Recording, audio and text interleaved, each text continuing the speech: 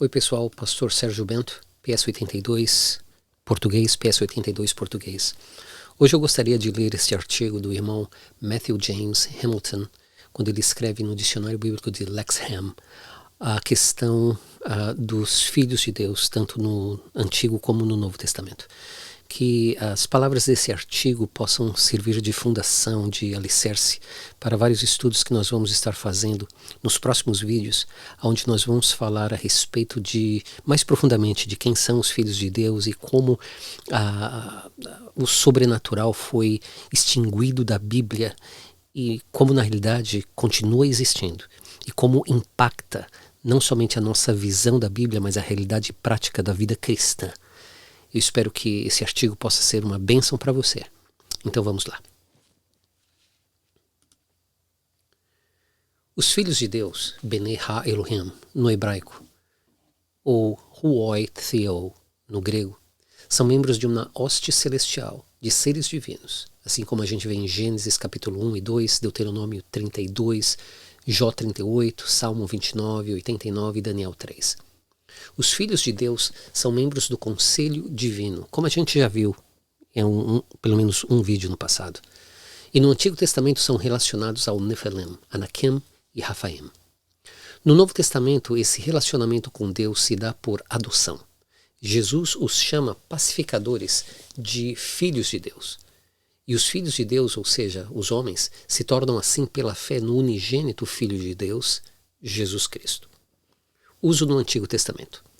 Os filhos de Deus, Bnei Ha-Elohim, aparecem pela primeira vez no preâmbulo da narrativa do dilúvio, em Gênesis capítulo 6, de 1 a 4. Os filhos de Deus acham as filhas dos homens atraentes e eles fazem delas suas esposas. E delas procriam filhos. Seus descendentes são os Nephilim, também mencionados em Gênesis 6, 4. Os Nephilim são uma raça de gigante, também, ou seja, uma raça de gigantes, também conhecidos como os Anakim e os Rafaim. Os filhos de Deus, Bnei Ha-Elohim, contrastam ou são diferentes das filhas dos homens, Ha-Adam Benut, distinguindo-os dos meros mortais e implicando uma essência divina, embora tenham sido feitas tentativas de identificá-los como os descendentes de Set, ou seja, filho de Adão. E isso foi feito para justificar falsas doutrinas. Os filhos de Deus também aparecem em Deuteronômio, capítulo 32, que se refere às fronteiras durante os dias da antiguidade, que foram fixadas conforme o número dos filhos de Deus, Deuteronômio 32, 8. Você pode ver a tua Bíblia que Deuteronômio 32, 8 vai dizer filhos de Israel. A tradução está errada.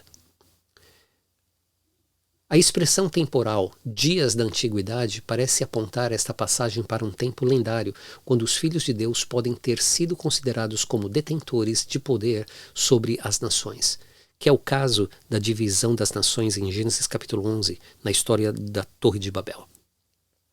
No livro de Jó, os filhos de Deus aparecem 3 vezes. Os filhos de Deus apresentam-se diante de Deus e Satanás, que em realidade no original é Ha-Satanás, Ha-Satanás, eu vou explicar isso depois, o que isso na verdade significa. E Satanás está entre eles. Nesse contexto, os filhos de Deus parecem ser uma espécie de conselho divino ou grupo de seres celestiais inferiores ao Deus Altíssimo. Eles são mencionados apenas de passagem, embora um dos personagens principais, Satanás, ou Ha-Satanás, seja um deles. Mais tarde, ao questionar Jó, Deus pergunta onde Jó estava quando as estrelas da manhã juntas cantavam e todos os filhos de Deus rejubilavam. Jó 38, 7. Novamente, isso parece se referir a um passado lendário, talvez ao período da própria criação. Uma frase semelhante ocorre no Salmo 82. O termo filhos de Elion, Bnei Elion, no Salmo 82, 6, é muito semelhante a filhos de Deus, Bnei Ha-Elohim, às vezes traduzido como Altíssimo. Elion é frequentemente considerado sinônimo de Yahweh. Em um salmo que exalta Yahweh como o chefe de um conselho divino de deuses, os membros do conselho são chamados de filhos de Elion ou filhos do Altíssimo. E lhes é dito, vocês são deuses, vocês são Elohim. E a gente viu isso no vídeo anterior.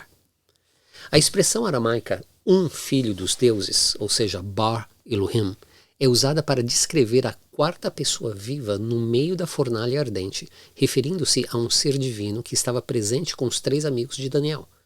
Entendemos ser uma cristofania, ou seja, a aparição da segunda pessoa da Trindade antes da sua encarnação. Esse texto pode representar a mudança na compreensão de membros de um conselho divino ou deuses menores para a ideia posterior de anjos ou meros mensageiros de Yahweh, como o filho dos deuses, é usado posteriormente em Daniel 3:28. Esta é a visão adotada em toda a literatura deuterocanônica e pseudoepígrafe no período intertestamentário, no período do Segundo Templo. Embora alguns relatos também se refiram aos filhos de Deus como judeus fiéis. E essa é a posição do Dr. Parker, no livro dele, Sons of the Gods, na página 799.